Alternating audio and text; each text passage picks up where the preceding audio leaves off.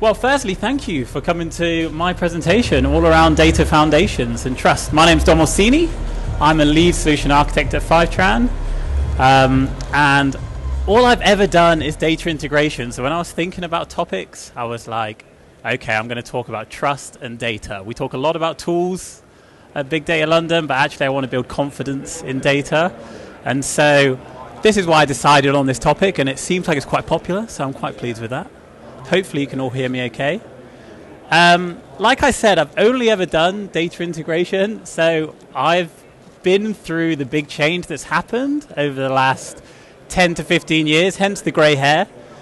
So I started all the way on the left, talking to a lot of on-prem databases, and then I was in the world of Hadoop, and then I also, alongside Hadoop, it was sort of still Excel, and it still is today. And then there was a huge SaaS explosion, and then there was cloud warehouses, and then I was lakes. I've worked on projects with all of these technologies, so I thought, why not talk about all the learnings that I've had and what I would suggest when building a data foundation with data. Now, this is supposed to be complicated. It's a jungle out there. There's a lot of products, there's a lot of stands, there's a lot of talks. And because that on-prem still exists, they've not gone away, you just have to work with both of them. So you have to look at the bigger picture to be like, what happens when I'm building a cloud data platform and how it works. So all of these depend on data. Every single tool that you talk about wants to look at data. So the trust in data is critical when you're going on a data transformation project, which a lot of my customers are doing right now. So I decided to create 5 pillars. 5 pillars. Now, I didn't know the 3 of them that were going to be stages in Big Data London this year. So I thought, I'm probably onto something here. There's no reliability stage, but I think it's hugely important because trust takes a long time to build and it easily falls away. Observability, you'll see a lot of products on that. Control and governance, I am a huge governance advocate. I think it's critical. It's also very hard to implement, but it's critical to building trust. Scalability, so as you've got all that in place, how do you expand that across your business, but not losing any of the trust and the reliability that comes with it. And then the expertise, the people that are coming on the journey with you when it comes to data foundations. So I'm going to dig into these one by one. I'm just going to give an overview and then give you some takeaways because it's not so overwhelming that you think, oh my God, I've got a huge amount to do if I'm building a new data transformation project. So, reliability first. Like I said, it's hugely important. There's no reliability stage, but it's massively important. How many people have worked with tools that if something's broken, you lose trust in it immediately? Or you say, I'm not using that anymore, I'm going to stick with Excel. I know that that's right. So I moved into the world of managed data pipelines, so pipelines that load data into wherever you want it to be, about 3 years ago. The reason being that reliability is key, and I found I was just jumping from project, building a pipeline, and then going to the next and building the same pipeline, but having no learnings or no experience from that being built into the project. So that's why I moved into managed pipelines. That's the main reason why I moved away from more of the traditional tools into managed pipelines. It has to be proactive in monitoring. Like, I used to get texts at like 1 a.m. to say the batch is down. It's not scalable in the world, the amount of data we have right now, which I'm sure some people can relate to.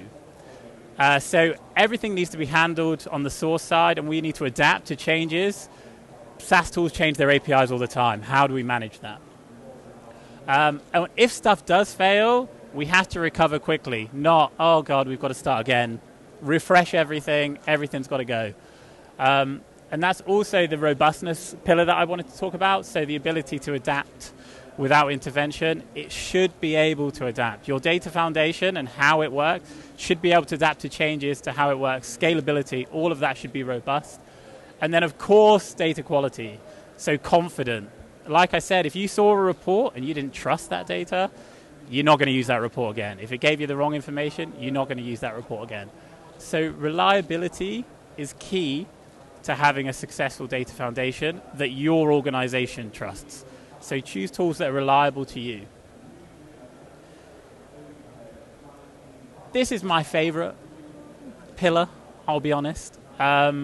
Control and governance, I was tying between security and governance, but I think control conveys my message a little better. So I'm going to start with a data catalog. I'm a big fan of data catalogs. I know they're hard to implement, but I actually working on a project right now with a CDO that went first with a data catalog. And that allowed him to analyze everything that they have and then also take the benefit. Everything's consumption-based. Everything you look at is how much do you use this tool? How much do you use that? And with a catalog, I've worked on countless projects where 2 pipelines are doing the same thing. 2 reports give exactly the same information. This team's built something that this team should use, but they built their own. All of that consuming, whether it be credits or whatever the increment is on that tool. So the data catalog allows you to assess all of that. There's a CDO that I'm working with, like I said that it's changed their life in terms of business continuity, people believing in the data, and people actually wanting to own that data. So data steward is a big factor when we talk about things at Fivetran of who owns that data, where are you going to move it to. So I'm a huge fan in terms of data catalogs, and also it gives you the ability to audit. I recommend you talk to some of the catalog teams around here to go into deep how they do things, but I'd highly recommend starting with a catalog. A lot of people implement it too late, and then they realize it's too late, and then you don't have data to do it. You realize that data's everywhere, and it's a lot more expensive to unpick. I know they're hard to implement, but believe me, you'll save money in the long run if you get a catalog. When it comes to control and governance, it's also quite critical in terms of having tools that adapt to your data needs. So I work with tools that are sometimes SaaS-based, but sometimes also customer data sitting on-prem in a server in the corner that nobody really wants to touch. So you have to have adaptability when it comes to talking around private networks, so whether you're running things on private link or VPNs, or running things on-prem because you refuse to let them go to the public cloud. Private networks is a big thing that we talk about at Fivetran as well. I won't go through all of these, but another one that I want to talk about is granular access control. Access control is key, and it has to start from the beginning as well. So I know there's a lot of things you have to do from the start. But access control allows you to scale, which I'll go into in a little bit more detail, but it also allows you to control what's happening within your foundation. If people start seeing data they shouldn't see, again, that can cause a huge amount of issues, which is why we have all the compliance around GDPR, ISO, PCI, SOC 2. All of that is critical. Data residency, not having data move across regions, that's not allowed to move across regions. Again, all critical when it comes to building a data foundation, but I'll come back to the catalog. Okay. The next pillar I want to talk about is observability. So control and governance allows you to set up a platform, right? So you know who's accessing that platform, you know what's going, you sort of know what you want to create in this platform, and you want to govern so you know what the users are. But observability is key, so you need to know what's happening on that platform. It's quite a reactive way of dealing with things, but it's critical to empower teams to do their own things. So you might hear things like data mesh, and you might hear things like decentralized and centralized. It's a decision point at the start of your project of which way you want to go.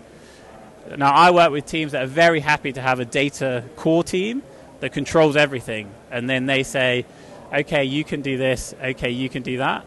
But then they observe those via lots of different tools to watch teams know what they're doing. So you have that audibility in real time of what's happening. So this is what I'm talking around under supervision. All that metadata is automatically sent. Audits of data access are streamlined.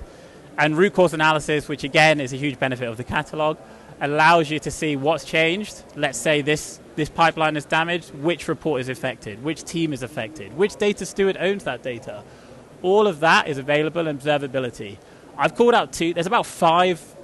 There's 5 own pillars within observability that I won't go into.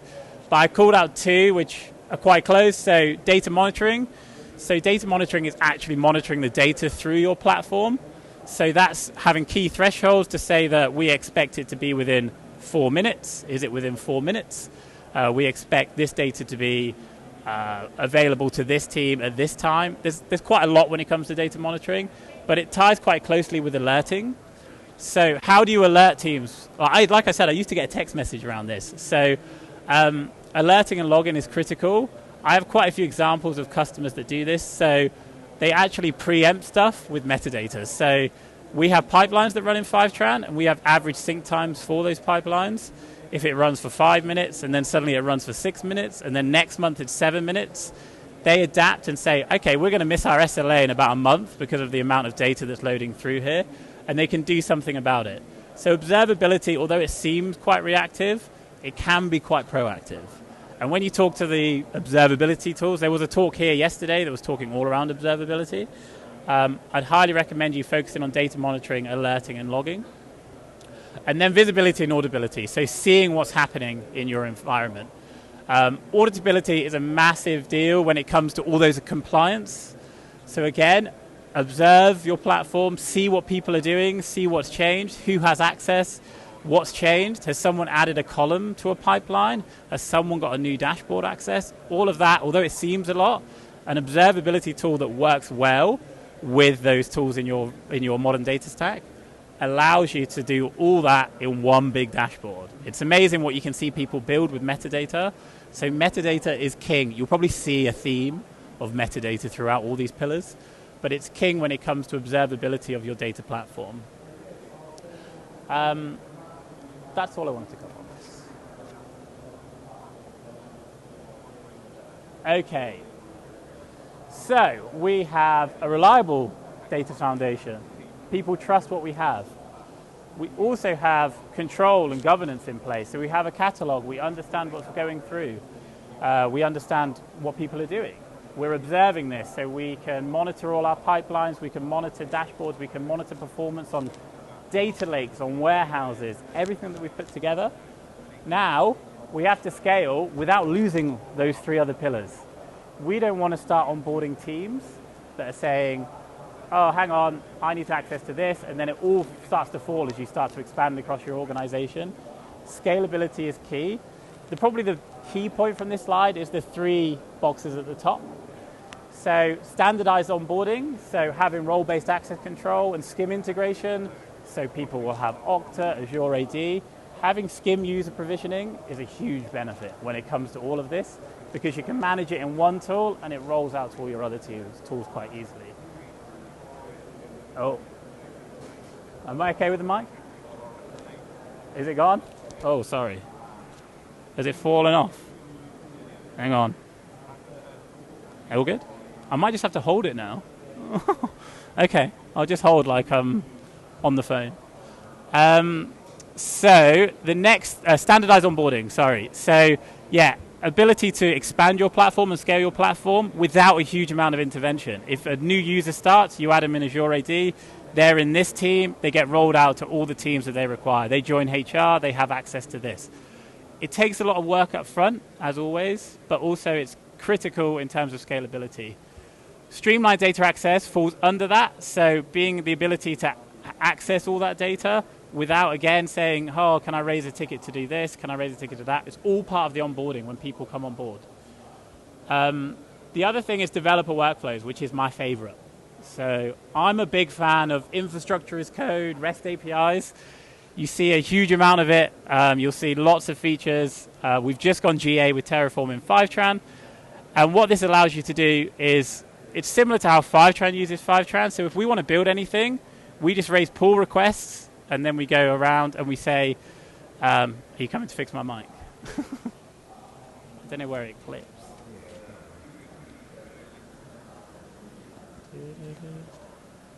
All good, thank you.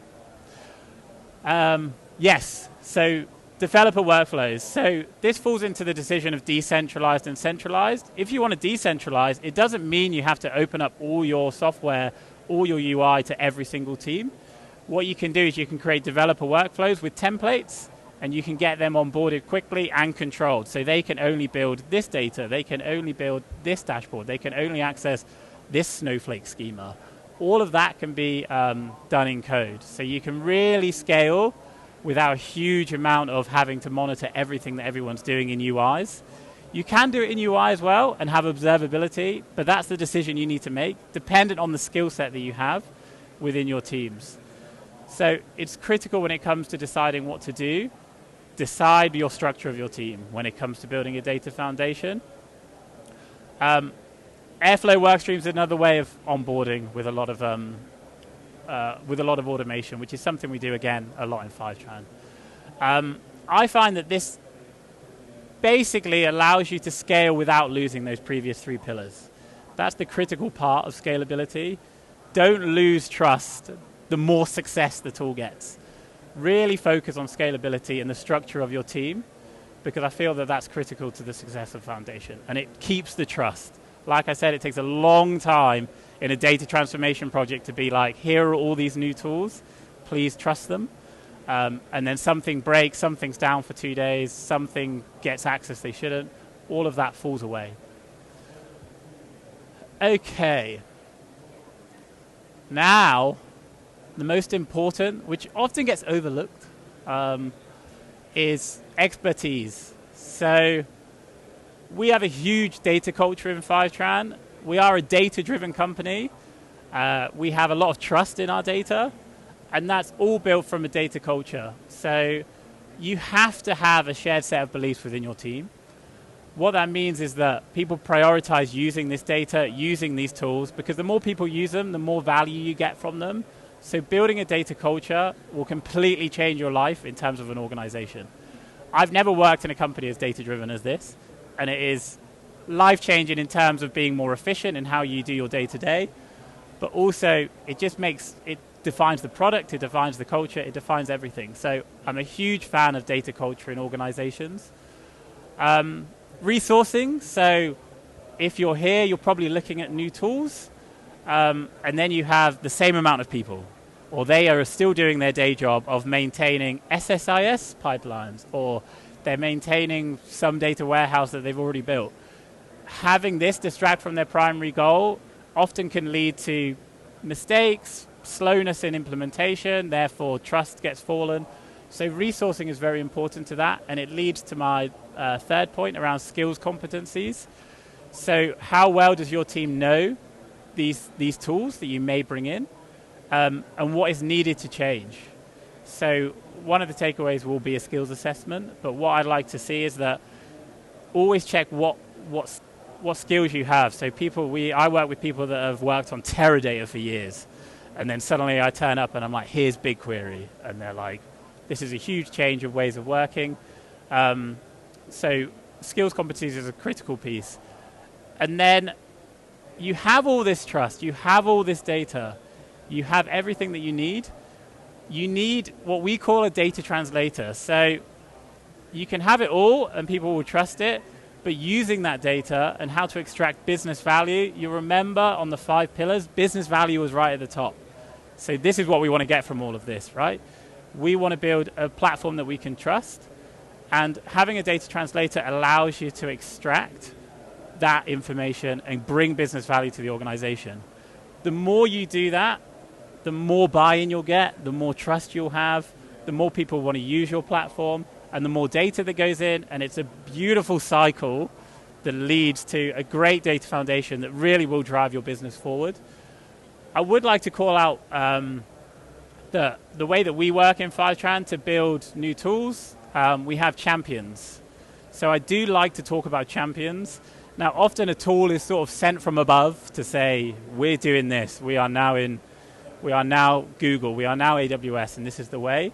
I recommend having champions in teams across the business that are there to sell the idea, do the training, understand the problems. The champions teams come together and report back to the business organization.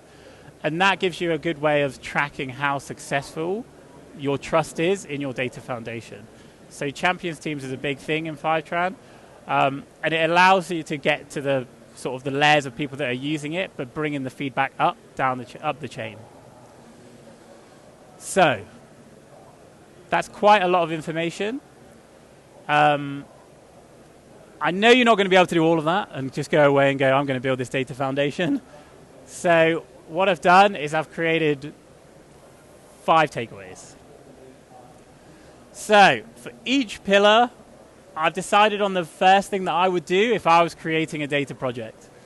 Reliability. So often forgotten, like I said, no reliability stage, but define what's reliable to you. So what are your metrics? I get people that say, I want everything real time. I want everything in 5 seconds. Does the business need that? That's expensive. If you to run a warehouse to constantly ingest data 24/7, credits will go through the roof, trust me. So define those SLAs for end users and define the success metrics. What do you want from your data foundation? You can start narrow, start with 1 or 2 teams, but define those success metrics. Otherwise, you're chasing a goal that might not need to be chased. Number 2 comes as no surprise. Select a catalog. It allows for business buy-in, business enablement. It gives you a huge cost saving further down the line. I know catalogs are hard to implement, but when it comes to getting people on board, having a catalogs champion and seeing the value from that, then people do start to see the benefit. And the CDO that I worked with, they didn't need to recreate 43% of the metrics that they'd already done. They analyzed everything with this catalog and went, hang on, we're doing this multiple times across multiple business units. Let's consolidate it into one. And the catalog did pay for itself. It's hard, but it's definitely something in the long run that I highly recommend. And I've worked with them for many years as well.